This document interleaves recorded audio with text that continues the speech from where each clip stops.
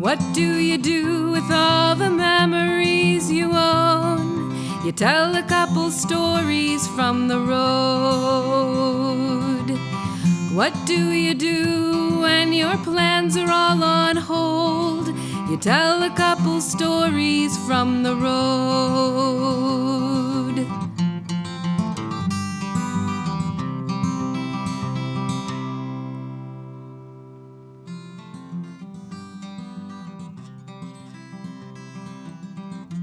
The bike ride was challenging and exhilarating.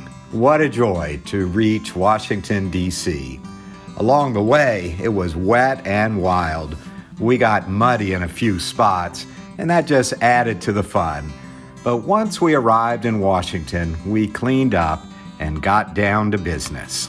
For me, the highlight of the whole experience was the opportunity to sit down with Senator Bob Casey, who shared with us his passion, indeed his compassion, for the life of future generations.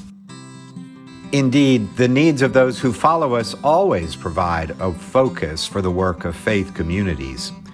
My wife, Peggy, and I recently visited the Pacific island nation of Kiribati, where these pictures were taken. We met with faith leaders and learned about the growing threat of rising sea levels due to climate change. In this island nation, a child born today will not live out their lifetime in their home country.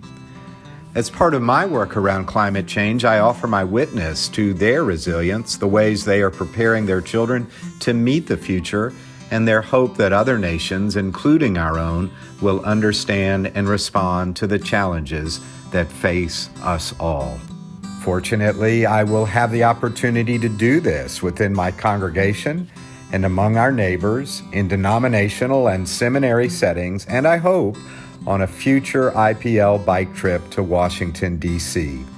It is urgent work to care for the future of our children, all children.